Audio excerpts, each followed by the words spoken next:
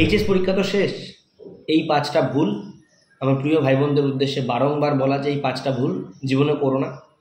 আমি নিজেও কিন্তু এই ভুলের কিছুটা শিকার হয়েছি। তো আমি এখন এক জায়গায় কর্মরত, আমি সরকারি চাকরি করি, কিন্তু আমি যে খুব স্যাটিসফাইড, খুব সন্তুষ্ট জীবনে তা কিন্তু নই। আবার আমি যে খুব অসন্তুষ্ট তাও কিন্তু নই। হ্যাঁ, এখন মনে হয় যে একটু যদি বড়দের থেকে বা আরও ভালো কিছু জায়গা থেকে পরামর্শ নিতাম, জীবনে হয়তো আরও ভালো কিছু করতে পারতাম। তো এই যে সিদ্ধান্তগুলো, এগুলো পরে রিয়েলাইজ করছে একটা বয়স পেরিয়ে যাওয়ার পর। যেই বয়সটাতে এখন কিন্তু তোমরা রয়েছে, একদম ইনিশিয়াল স্টেজে রয়েছে, একদম ভাইটাল স্টেজে রয়েছে তোমরা। তোমাদের জন্য বিশেষ কিছু বার্তা হয়তো তোমাদের কাজে লাগবে, আবার অনেকের জীবনে হয়তো কাজে লাগবে না, কারণ এক একজনের সিচুয়েশান এক এক রকমের হয়। তো আমি ইন জেনারেল একটা সিচুয়েশানের ওপর বেস করে, যেটা হয় সবার ক্ষেত্রে, তার উপর বেস করে কিছু টিপস তোমাদের সাথে শেয়ার করছি, যেগুলো হয়তো তোমাদের জীবনে অনেকটাই কাজে লাগবে। দেখো, প্রথমে আজকে যে কথাগুলো বলছি, এগুলো বলতে গিয়ে হয়তো একটু তোমাদের কারো ব্যক্তিগত খারাপ লাগতে পারে, কিন্তু ব্যক্তিগতভাবে খারাপ লাগলো এগুলো কিন্তু একদমই ধ্রুব সত্য। প্রথম যে আমি কথাটা বলবো সেটা হচ্ছে, যদি তুমি মনে করো যে আমি জীবনে সব কিছু এক্সপিরিয়েন্স করে রেকটিফাই করব, তাহলে তোমার এই এক জীবন যথেষ্ট নয়। এই যে লাইনটা বললাম, এটা অনেকটা বড় বা অনেক গুরুত্বপূর্ণ লাইন। এটাই যে তুমি বা আমি বা সাধারণ কোনো মানুষ হয়তো খুব জোরলে 80 বছর বাঁচবো কি 100 বছর বাঁচবো, অত বছর বাঁচার পসিবিলিটিস নেই, আমি তাও ধরে নিচ্ছি। তাহলেও তোমার এই 100 বছর কিন্তু তোমার জন্য যথেষ্ট নয় যে তুমি সব কিছু জীবনে এক্সপিরিয়েন্স করবে, এক্সপিরিয়েন্স থেকে তুমি জ্ঞান নেবে, সেই জ্ঞান থেকে তুমি আবার ওটাকে চেঞ্জ করবে। এটা কিন্তু সমস্ত ক্ষেত্রে তোমার লাইফে কাজে লাগবে না বা হবে না। কেন? কারণ অনেক জিনিস আছে যেগুলো এক্সপিরিয়েন্স করতেই তোমার হয়তো 10-20 বছর লাগবে। তার থেকে বড়, যাদের ওই বিষয়ে এক্সপিরিয়েন্স আছে ওই বিষয়ে, তাদের থেকে জ্ঞান নাও, সেই জ্ঞানগুলো তোমার পথে কাজে লাগাও। বিষয়টা কি বলতে চাইলাম ভালো করে এবার বোঝার চেষ্টা করো। কেউ মনে করছে আমি ডাক্তার হব। আমি একটা উদাহরণ দিয়ে বোঝানোর চেষ্টা করি। কেউ মনে করছে আমি ইঞ্জিনিয়ার হব, কেউ মনে করছে আমি যে না আইপিএস অফিসার হবো। একটু ভালো লেভেলের র্যাঙ্কগুলো ধরলাম, তাতে বোঝাতে সুবিধা হবে।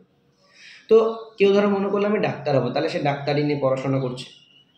কেউ মনে করলো আমি ইঞ্জিনিয়ার হবো, সে ইঞ্জিনিয়ারিং নিয়ে পড়াশোনা করছে। কেউ আইপিএস হবে, সে জেনারেল স্টাডিজ নিয়ে যেগুলো হয় আইপিএসের যে সিলেবাস হয় সেই সিলেবাস নিয়ে পড়াশোনা করছে। এখন যদি কেউ মনে করে না আমি তিনটেরই এক্সপিরিয়েন্স কেমন হয় জানবো, জেনে যেটা ভালো হয় সেটা করবো, তোমার যে ভাইটাল বা ক্রুশিয়াল টাইম, সেই টাইমের মধ্যে তিনটে তুমি সেইভাবে এক্সপিরিয়েন্স করতে পারবে। তুমি হয় ডাক্তারিটা ভালো করে পড়তে পারবে, না হয় তুমি ইঞ্জিনিয়ারিংটা ভালো করে করতে পারবে, না হয় তুমি আইপিএস আইএএস বা ডাব্লিউবিসিএস ভালো করে হতে পারবে। তুমি যদি তিনটে একসাথে ব্যালেন্স করতে যাও, তোমার কোনোটাই ভালো করে হবে। এটা তোমাদের লাইফে আগামী দিনে খুব বড় একটা এফেক্ট ফেলতে চলেছে, কারণ তোমরা এই মুহূর্তে বিভিন্ন জায়গাতে ডাইভার্ট হবে বিভিন্ন অ্যাডভার্টাইজমেন্ট দেখে। কেউ বলবে আমার এই প্ল্যাটফর্ম ভালো, কেউ বলবে আমার এই কোচিং সেন্টার ভালো, কেউ বলবে আমার এই কম্পিউটার সেন্টার ভালো, কেউ বলবে স্পোকেন ইংলিশ শেখো, কেউ বলবে হাতের কাজ শেখো, কেউ বলবে অভিনয় শেখো, কেউ বলবে ফ্যাশন ডিজাইনার শেখো। এত কিছু তোমাদের সামনে এখন আসতে চলেছে যে তোমাদের মাইন্ড ডাইভার্ট হবে। তাই এই জিনিসটা আমি তোমাদেরকে পার্সোনালি, এটা আমার পার্সোনাল ওপিনিয়ন, যে তোমরা যেই জিনিসটাই তোমাদের লাইফে সিদ্ধান্ত নিতে চলেছ, সেটা যারা ওই ফিল্ডে সাকসেস হয়েছে বা ওই ফিল্ডে ফেইলিয়ার হয়েছে তাদের থেকে কিছুটা পরামর্শ নাও, নিয়ে তারপর তোমরা এগো। এটা নিয়ে একটু লাস্টে আবার ডিসকাস করছি। আসছি স্টেপ 2-তে। স্টেপ 2 হচ্ছে, বন্ধু বান্ধবী যেই স্ট্রিম নিয়ে পড়াশোনা করতে চাইছে বা যেই স্ট্রিম নিয়ে লাইফে এগোতে চাইছে, বন্ধুত্ব চলে যাবে বলে তোমরাও সেই স্ট্রিম নিয়ে পড়াশোনা করতে যাবে, এই ভুলটা যেন না করে থাকো। অতএব আমি যেটা বলতে চাইছি ভালো করে বুঝবে, কোনো এক বান্ধবী যে একটু দেখতে সুন্দরী, সে হয়তো ফ্যাশন ডিজাইনার বা মডেল হতে চায় বা অভিনয় করতে চায়। তারই সাথে আর একটা বান্ধবী আছে যে খুব বেশি সুন্দরী হয়তো নয়, কিন্তু তার অভিনয়ের প্রতি খুব বেশি ন্যাকও নেই। সে হয়তো খুব ভালো গাইতে পারে বা খুব ভালো আঁকতে পারে, এরকম ধরনের তার ট্যালেন্ট আছে। কিন্তু দুজনের মধ্যে ছোটোবেলাকার খুব ক্লোজ বন্ধুত্ব রয়েছে, যার জন্য ও অভিনয় শিখতে যাচ্ছে, তাহলে আমিও অভিনয় শিখতে যাবো। অথবা এই বান্ধবী যদি গান শিখতে যায়, তাহলে আমিও গান শিখতে যাবো। না কি বন্ধুত্ব নষ্ট হয়ে যাবে? ও আর্টস নিচ্ছে, তাহলে আমিও আর্টস নেবো। আমার মধ্যে সায়েন্স নেওয়ার ক্ষমতা থাকলেও আমি আর্টস নেবো। কেন? আমার বান্ধবী আর্টস নিচ্ছে। ও যদি ভূগোল নেয়, আমিও তাহলে ভূগোল নেবো। আমার মধ্যে ভূগোলের কোনো ইচ্ছেই নেই, তাও আমি ভূগোল নেবো। ও যদি ম্যাথ নেয়, আমি ম্যাথ নেবো। এটা বান্ধবী দিয়ে বলছি, বন্ধুর ক্ষেত্রেও। তো এই জিনিসটি করতে যেও না। বন্ধুত্ব যার থাকার আজীবন থাকবে, তাতে যদি 20 দিন পরে কি 200 দিন পরে কি 2000 দিন পরেও দেখা হয়, ফিলিংস তেমনটাই থাকবে যদি একদম জেনুইন বন্ধুত্ব থাকে। তো বন্ধুত্ব বাঁচানোর জন্য নিজেদের কেরিয়ার এই মুহূর্তে স্পয়েল করতে যেও না। বন্ধুত্ব ঠিক থাকবে যদি থাকার হয়। 3 নম্বর পয়েন্টে আসছে, খুবই ভাইটাল পয়েন্ট, সেটা হচ্ছে কলেজে ভর্তি হবে। কে কোন কলেজে ভর্তি হবে এই নিয়েও বন্ধুত্বের মধ্যে একটা বিষয় থাকবে, ব্যাপার থাকবে। আর কেউ কেউ মনে করবে যে দূরে যাই, বাড়ির থেকে দূরে যাই, যাতায়াত করতে পারবো, ঘুরতে যেতে পারবো। দেখো, এই ক্লাসগুলো পার করে এসেছি আমরা, কিছু কিছু মাইন্ডসেট জানি। আবার কেউ কেউ আছে না, কলেজটা ভালো করে পাস করব, আমাকে লাইফে কিছু করে দেখাতে হবে। অনেক ধরনের মানসিকতার লোক থাকে। আমি ইন জেনারেল মানুষদের নিয়ে চলছি, আমাদের যে মনোবৃত্তি হতে পারে সেই ইন জেনারেল একটা কনসেপ্ট নিয়ে চলছি। তো এরকম আছে যে একটু দূরে ভর্তি হয় চল। আবার কেউ কেউ আছে যেমন আমার মতো কুড়ে যারা আছে, তারা না বাড়ির সামনে ভর্তি হই, বাড়ির সামনে যদি কলেজ থাকে, বাড়ির আশেপাশে কলেজ থাকে, বা 2-4টে স্টেশন কাছাকাছি, ভাই খেয়ে দিয়ে যাবো, রিল্যাক্সে কলেজে ক্লাস করো, বাড়ি চলে আসবো। যদি কুড়ে লোকজনের চিন্তা ভাবনা থাকে, তাহলে আমার মতো মানসিকতা, যদি মনে হয় না একটু ঘুরবো, একটু ফুর্তিলা আছে, তাহলে একটু দূরে ভর্তি হবে, এই টেন্ডেন্সি থাকবে। প্রথমে মনে রাখি, কলেজ খুব একটা ডিফার করবে না মাইনে ছাড়া। হ্যাঁ, কোয়ালিটি ম্যাটার্স, কিন্তু কেউ যদি মনে করো আমি ওই দূরের কলেজটা পড়ো, ওই কলেজে বেশি ভালো পড়াশোনা হয়, এই কাছের কলেজটায় কম পড়াশোনা হয়, সবসময় একটা প্রবাদ মনে রাখবে যে বাড়ির গরু বাড়ির ঘাস খায় না।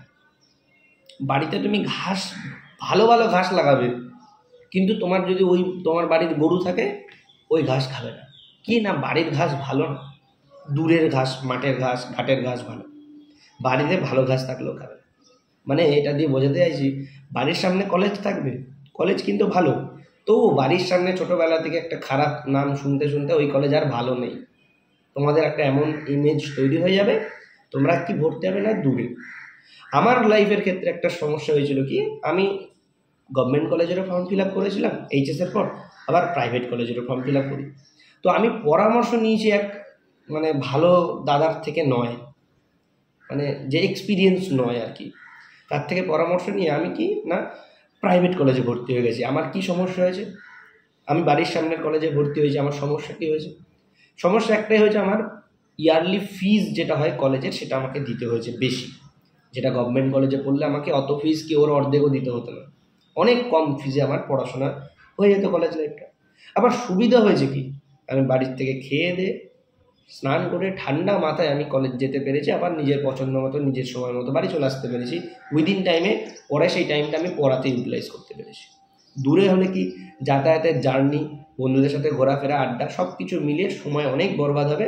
হ্যাঁ, গভর্নমেন্ট কলেজ হলে আমি নিজের থেকে সাজেস্ট করব অবশ্যই গভর্নমেন্ট কলেজে ভর্তি হবে, কারণ ওখানে পড়ার কোয়ালিটিটা একটু বেটার থাকে, আর ফিজের অনেকটা ম্যাটার, এই জিনিসটা রয়েছে। কিন্তু আলটিমেটলি আমরা পরীক্ষাটা তো দেবো সেই ইউনিভার্সিটি, সেই বোর্ডের আন্ডারে।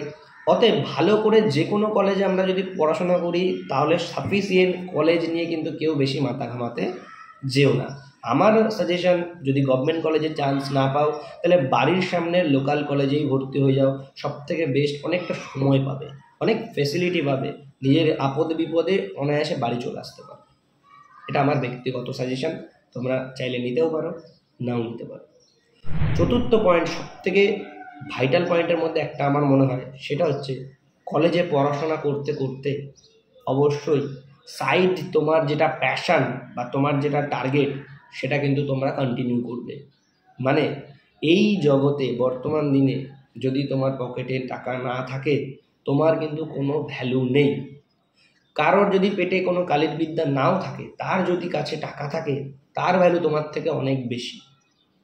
অতএব পড়াশোনার পাশাপাশি কিন্তু চাকরির বা ব্যবসার বা অর্থ উপার্জনের, সৎ পথে অর্থ উপার্জনের ব্যবস্থা নিজেকে করতে হবে, না হলে নিজের কিন্তু অস্তিত্ব এই সমাজে কিন্তু থাকবে না। 3 বছর কি 4 বছর কলেজ করবে, এই স্প্যান অফ টাইমে নিজেকে কিন্তু ভালোভাবে তৈরি করে নিতে পারবে যে কোনো ফিল্ডের জন্য। সারাদিন যে তুমি পড়াশোনা করবে এমনটা কেউই করে না। অন্তত নিজের জন্য 2 থেকে 3 ঘন্টা তুমি দাও অর্থ উপার্জনের জন্য, কারণ অর্থ ছাড়া তুমি কিন্তু অচল। অতএব যদি মনে করো চাকরির জন্য প্রিপারেশন করবে, ডেফিনেটলি 2 থেকে 3 ঘন্টা দাও প্রত্যেক দিন কলেজের পড়ার পাশাপাশি। আর যদি মনে করো ব্যবসা করবে, ব্যবসার জন্য 2 থেকে 3 ঘন্টা মিনিমাম দাও প্রত্যেক দিন, যাতে করে ব্যবসাটা ডেভেলপ। ব্যাস। যদি কারোর প্যাশন থেকে আঁকায় সময় দাও, কারোর প্যাশন থেকে অভিনয়ে সময় দাও, কারোর প্যাশন যদি থাকে যে গানে সময় দাও, কারোর খেলাধুলায় সময় দাও। যেটাতে তুমি সময় দেবে আগামী দিনে সেটাই তোমাকে কিন্তু অন্ন যোগাবে, ভাত যোগাবে বা অর্থ যোগাবে। শুধুমাত্র পড়াশোনা দিয়ে কিন্তু তুমি যে লাইফে বিশাল বড় সাকসেসফুল পারসন হবে তা কিন্তু নয়। ওকে, পঞ্চম পয়েন্ট, চারিদিকে, যেটাকে একদম পাতি ভাষায় বলে, চারিদিকে খাবলাতে যাবে না। স্পোকেন ইংলিশ করব, কম্পিউটার শিখব, চাকরির পড়া পড়ব, ব্যবসা করব, অমুক করব, তমুক করব, এই সমস্ত কিছু করতে গিয়ে ঘেটে হয়ে যাবে। কেউ ক্যাটারিং সার্ভিস করে থাকে, কোনো ভাইরা, বন্ধুরা, দাদারা আমি দেখেছি। আলটিমেটলি কিছুদিন পর দেখি তারা হয়তো অন্য কোনো আবার কাজে যুক্ত হয়ে গেছে। আমি একটা উদাহরণ দিয়ে বলছি, আমি বলছি না কোনো কাজই খারাপ, কিন্তু একটা জায়গায় ফিক্সড থাকো। সোনার কাজ শিখতে পারো কিন্তু ফিক্সড থাকো, রূপোর কাজ শিখতে পারো কিন্তু ফিক্সড থাকো, কাঠের কাজ শিখতে পারো কিন্তু ফিক্সড থাকো। কালকে আমি মনে হলো চলে গেলাম ক্যাটারিং করতে, পরশুদিন মনে হলো না অ্যাপ শেয়ার করে টাকা কামাবো, এই যে চারিদিকে এখন বেরোচ্ছে, তুই এটা শেয়ার কর, তুই ওটা শেয়ার কর, টাকা কামাবো। তারপরের দিন মনে হলো না ক্রিকেট খেলতে চলে যাই, ওখানে খেলতে গেলে হায়ার করবে, টাকা কামাবো। পরের দিন ফুটবল খেলতে চলে যাই, টাকা কামাবো। পরের দিন র্যাকেট খেলতে চলে যাই, টাকা কামাবো। চারিদিকে না, পরের দিন গাড়ি সারানো শিখতে চলে যাই, পরের দিন ফ্রিজ সারানো শিখতে চলে যায়, তারপরের দিন এসি সারানো শিখতে চলে যায়। এটি করো না ভাই বা বোন।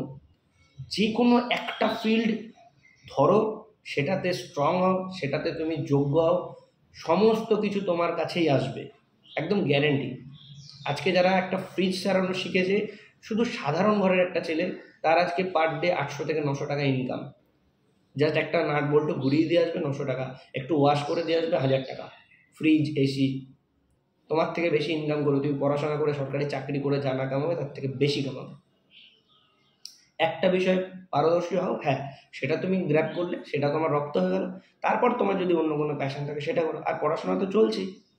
তুমি আজকে এটা করে যাচ্ছ, কালকে সেটা করে যাচ্ছ, পরশুদিন ওটা করে যাচ্ছে, একটাতেও তুমি ফিক্সড থাকছো না, একটাতেও তুমি পারদর্শী হচ্ছ না। কিন্তু তুমি আশা করছো এটা হলো না, ওটা হলো না, সেটা হলো না। যেটা করতে চাইছো সেটা মনোযোগ সহকারে একটার দিকে ফিক্সড থেকে তুমি করে দেখো, 1 থেকে 2 বছর তুমি শিখে দেখো। তুমি যদি ওই ফিল্ডে পারদর্শী না হও, তারপর তুমি আমাকে বলো। অর্থাৎ চারিদিকে আমি স্পোকেন ইংলিশ শিখবো, কম্পিউটার শিখবো। সত্যি কথা বলো তো, যারা ছোটোবেলায় কম্পিউটার শিখেছো, এখন কি সেই কম্পিউটারের কোনো নলেজ তোমার মাথায় আছে? আবার তো নতুন করে কম্পিউটার শিখতে হবে। হ্যাঁ, যাদের সরকারি সার্টিফিকেটের কম্পিউটার কোর্স করেছো তাদেরটা ঠিক আছে, কিন্তু যারা কোনো বেসরকারি সেক্টর থেকে তোমরা কম্পিউটার কোর্স করেছো, আগামী দিনে যে কোনো চাকরির ফর্ম ফিল আপ করতে এবং ওই কম্পিউটার সার্টিফিকেটগুলো তোমরা শো করাতে পারবে? আবার তো কোনো ভালো রেপুটেড সংস্থা থেকে তোমাদের আবার কম্পিউটারে কোর্স করতে হবে। আর সত্যি কথা বলতে তোমরা ভুলেও গেছো, 90% ভুলে গেছো যারা ছোটোবেলায় কম্পিউটার শিখেছো। তো যখন যেটা দরকার তখন সেটা করলে আমার মনে হয় বেস্ট হবে। তো কম্পিউটারটা শেখো, যখন সময় হবে তখন সেই ফাঁকে শিখে নাও। স্পোকেন ইংলিশটাও একবারে শিখছো, কম্পিউটারটাও একবারে শিখছো, হ্যান্ড রাইটিং প্র্যাকটিস একসাথে শিখছো, স্টেনোগ্রাফার একসাথে শিখছো, ক্যারাটে একসাথে শিখছো, গিটার বাজানো একসাথে শিখছো, গান একসাথে শিখছো। তাই মেশিন না তো তুমি। একটা করে কমপ্লিট করো, একটা করে পারদর্শী হও। তোমরা যথেষ্ট বড় হয়ে গেছো, এর থেকে বিশেষ কিছু বলার নেই। তোমরা সমস্তটাই বোঝো, তারপরেও হয়তো কিছু ভুল করে গেলো। আর এটা ভুল করারই সব থেকে মেইন বয়স। এই যে 12 যে বয়সটাই উচ্চ মাধ্যমিকের, এটা কিন্তু খুব ভাইটাল বয়স। কারণ এই বয়স থেকে মানুষ প্রেম করতে শুরু করে, মানে প্রেমের বীজ বপন হয়। আবার এই বয়স থেকে মানুষের কেরিয়ারের বীজ বপন হয়। তো এই দুটো দিক ব্যালেন্স করে খুব কম সংখ্যক ছেলেমেয়েরাই কিন্তু জীবনে সফল হয়েছে। তাই তোমাদের এই দিকগুলো একটু ভেবে চলতে হবে ভাই বা বোন, যে আগে কেরিয়ার করলে অনেক প্রেম করতে পারবো, কিন্তু আগে প্রেম করলে অনেক বেশি কেরিয়ার করতে পারবো বলে মনে হয় না। বেশি কিছু সাজেশান দেওয়ার নেই, এতটুকুই দাদা হিসেবে তোমাদেরকে সাজেশান দেওয়ার ছিল। কারণ আমরাও এই ফেজ থেকে গেছি, আমাদের মতো প্রচুর দাদা দিদিরাও এই ফেজ থেকে গেছে, আমাদের থেকে জুনিয়র যারা তারাও এই ফেজ থেকে এসেছে, তোমরাও আসবে। হ্যাঁ, কিছু তোমাদেরকে পথ আমরা দেখাতে পারি, এবার তোমাদের ইচ্ছে হলে তোমরা সেই পথ অবলম্বন করবে, কেন করবে না। সবাই ভালো থাকবে। চ্যানেলটা যারা নতুন ভিজিট করছো, চ্যানেলটা সাবস্ক্রাইব করে রেখো, বন্ধুদের সাথে একটু শেয়ার করে দিও। গল্প হলো, আড্ডা হলো, কিছুটা ইনফরমেশান শেয়ার হলো। তোমাদের বন্ধুবান্ধবের সাথে শেয়ার করলে হয়তো তোমাদেরও কিছুটা উপকার হবে, তাদেরও কিছুটা উপকার হবে। চ্যানেলটা সাবস্ক্রাইব করে রেখো, বেল আইকনটা অল করে রেখো। দেখা হচ্ছে নেক্সট ভিডিওতে। সবাই ভালো থাকবে। জয় হিন্দ।